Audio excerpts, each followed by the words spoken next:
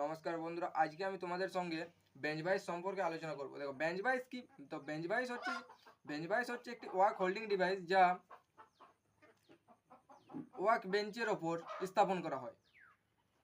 কোনো কাজের বস্তুকে শক্তভাবে ধরে রাখার জন্য ব্যবহার করা হয়। তো পয়েন্ট টু, যে বেঞ্চ বাইস কয় প্রকার ও কী কী? দেখো বেঞ্চ বাইস 3 প্রকার।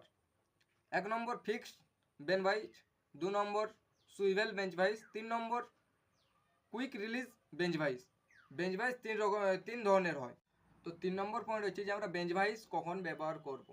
তো বেঞ্চ ভাইস ব্যবহার করার 1 নম্বর পয়েন্ট হচ্ছে যখন আমরা কোনো জবকে একটা ফাইলিং করব, তখন আমরা বেঞ্চ ভাইস দিয়ে ওটাকে আগে চেপে ধরে নেব, তারপর ফাইলিং করব।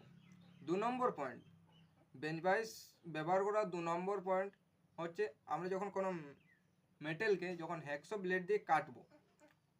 এইটা একটা মেটেল, এই মেটেলটাকে যখন আমি কাটবো হ্যাকসো ব্লেড দিয়ে, এখানে আমাকে কাটতে হবে, তখন আমি মেটেলটাকে এভাবে চেপে ধরে নেব, তারপর আমি এখানে হ্যাকসো দিয়ে কেটে নেব। তো তখন আমরা ব্যবহার করব। 3 নম্বর পয়েন্ট হচ্ছে যে থ্রেডিং অ্যান্ড টেপিং করার সময় আমরা বেঞ্চ ভাইস ব্যবহার করব।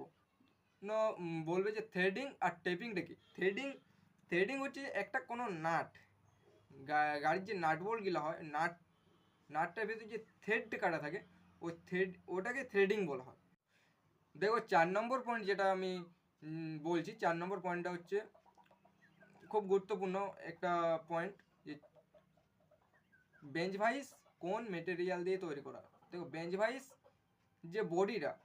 ভাইসের বডি সাধারণত কাস্ট আয়রন দিয়ে তৈরি করা হয়। 2 নম্বর জ প্লেট, বেঞ্চ ভাইসের যে ওই জ প্লেটটা হার্ডেন অ্যান্ড টেম্পারেড স্টিল দিয়ে তৈরি করা হয়। 3 নম্বর স্ক্রু আর স্পিন্ডেল, এটাকে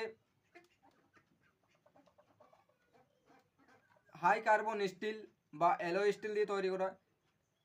4 নম্বর পয়েন্ট হ্যান্ডেল।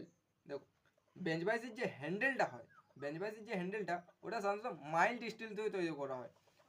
নমস্কার বন্ধুরা, আমার ভিডিও আজ এখানে আমি সমাপ্ত করছি। এবার পরের টপিকে আসবে মাইক্রোমিটার। তোমাদের মাইক্রোমিটার নিয়ে আলোচনা করব পরের টপিকে।